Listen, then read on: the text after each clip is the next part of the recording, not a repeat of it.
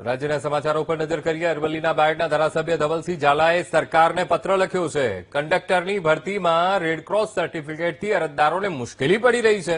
ફરજિયાત Red Cross certificate અંગે શરત હળવી કરવા માટે ધારાસભ્યએ માંગ કરી છે। મેરિટની યાદી જાહેર થયા બાદ ટ્રેનિંગ કેમ્પ યોજી સર્ટિફિકેટની વ્યવસ્થા કરવા માટે માંગ કરી। ધવલસિંહે CM Bhupendra Patel, deputy CM Harsh Sanghavi અને મંત્રી પ્રવીણ માળીને પત્ર લખીને રજૂઆત કરી છે।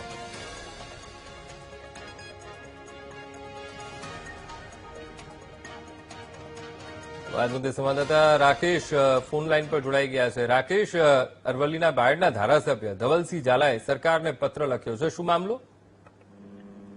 ચોક્કસથી અંકુર, અરવલ્લીના જે ધારાસભ્ય છે બાયડના ધવલસિંહ ઝાલા દ્વારા એક સરકારને પત્ર લખવામાં આવે છે, જે કંડક્ટરની ભરતીને લઈને જે રેડક્રોસ સર્ટિફિકેટને લઈને જે શરતો મૂકવામાં આવી હતી તેને લઈને ધારાસભ્ય દ્વારા આ જે પત્ર લખવામાં આવ્યું છે।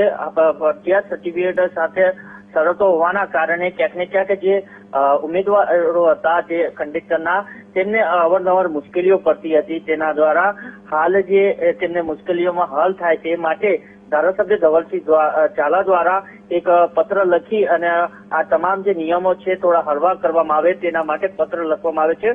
મુખ્યમંત્રી ભૂપેન્દ્ર પટેલ ને પણ પત્ર લખ્યો છે। ઉપમુખ્યમંત્રી હર્ષ સંઘવીને પણ આ પત્ર લખવામાં આવે છે। મંત્રી પ્રવીણ માળીને પણ પત્ર લખીને આ નિયમો હળવા કરવામાં આવે તેવી માંગને લઈને એક પત્ર લખવામાં આવે છે। જી બિલકુલ રાકેશ, સમગ્ર માહિતી સાથે જોડાવા બદલ આપનો આભાર।